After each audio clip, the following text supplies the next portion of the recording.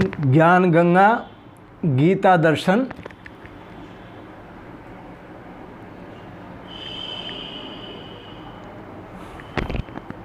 पूर्व प्रसंग में आप श्रवण कर रहे थे।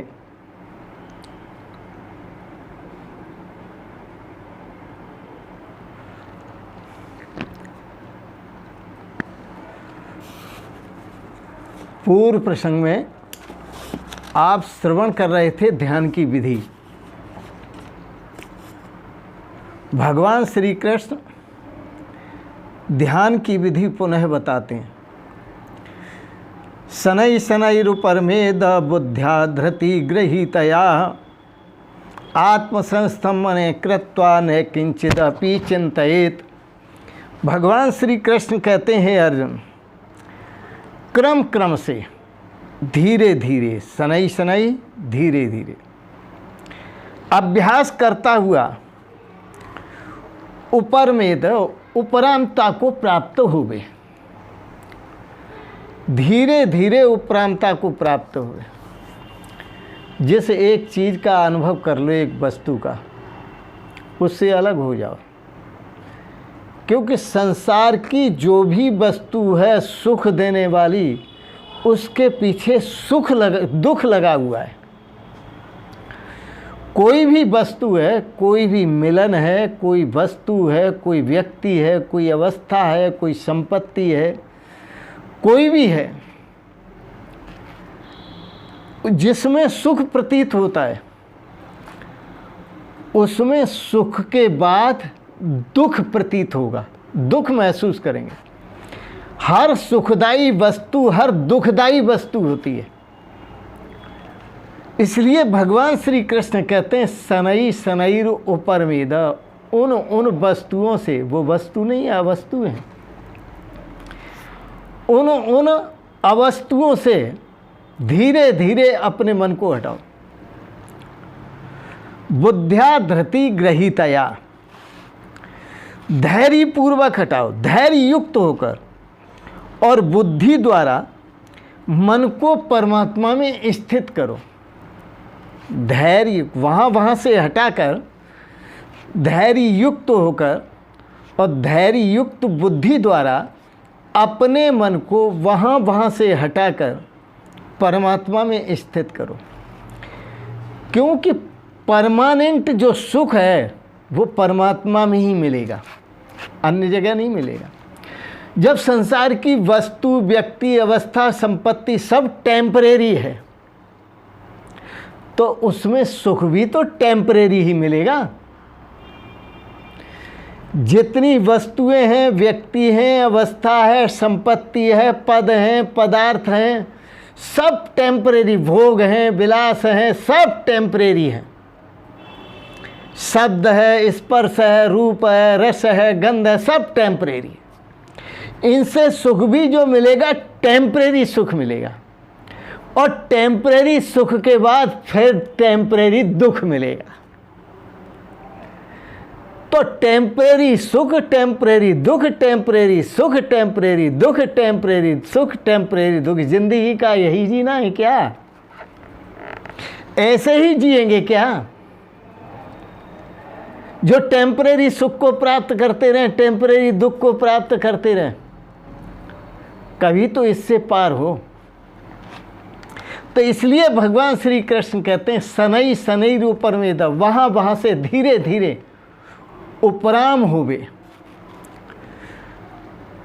धृति गृहीतया, धैर्य पूर्वक, बुद्ध्या धृति गृहीतया, धृति गृहीतया बुद्ध्या, धैर्य युक्त बुद्धि द्वारा, धैर्य युक्त बुद्धि द्वारा वहाँ से मन को हटाकर अपने मन को वश में करके और परमात्मा में स्थित करें।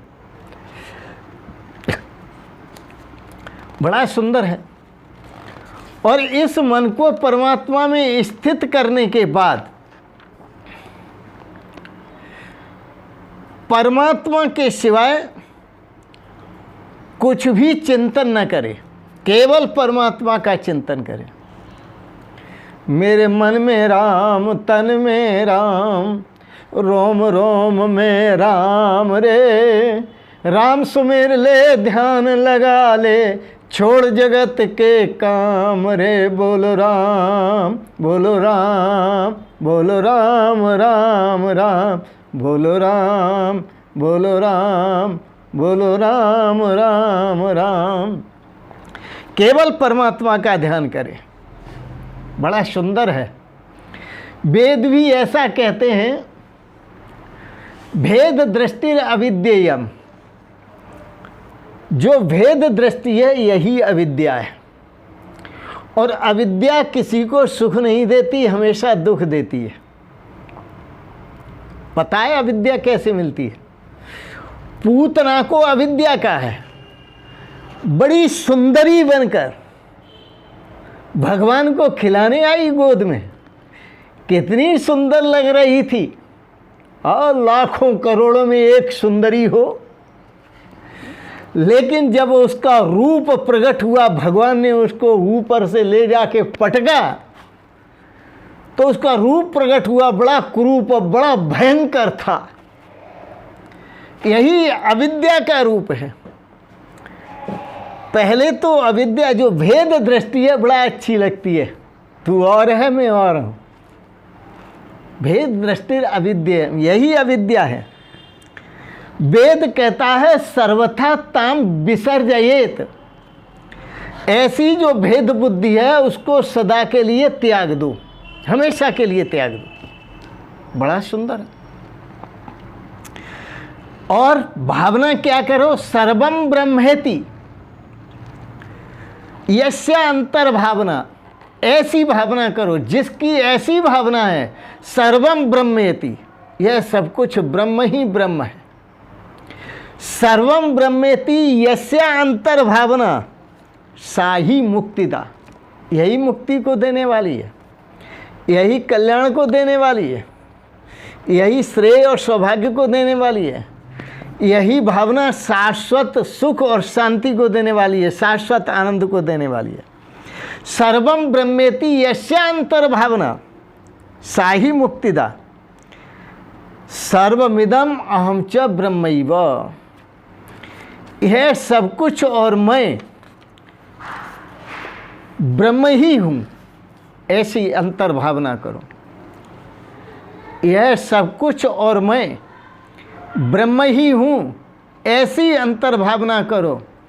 ऐसी अंतर भावना कृत्वा, करके परमात्मा के सिवाय और कुछ अन्य चिंतन न करो। सब कुछ परमात्मा है, परमात्मा का ही चिंतन करो। अहम ब्रह्म अस्मि, अहम ब्रह्म मैं हूँ, अहम ब्रह्म अस्मि, अहम ब्रह्म मैं हूँ, ये निश्चय हुआ सच्चिदानंद मैं हूँ, ये निश्चय हुआ सच्चिदानंद मैं हूँ। अहम ब्रह्म अस्मि, अहम ब्रह्म मैं हूँ, अहम ब्रह्म अस्मि, अहम ब्रह्म मैं हूँ।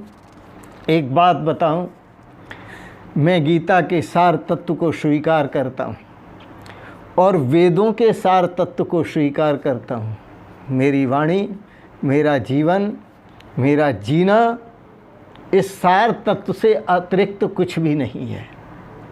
इसलिए मैं सार तत्व की बात कहता हूँ जो भगवान कृष्ण ने कही थी, जो वेदों ने कही है, और उसी सार तत्व को आप अपनाएं। यही मैं आपसे प्रार्थना करता हूँ। इसी में आनंद है, इसी में श्रेय है और इसी में सौभाग्य है। ओम। आपने गीता दर्शन पर दार्शनिक विचारों को श्रवण किया, इसके लिए बहुत बहुत अनुग्रहित हैं।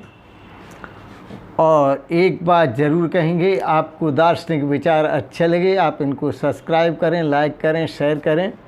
और अंत में आप सभी को सादर प्रणाम करता हूँ। शिवोहम शिवोहम शिवोहम।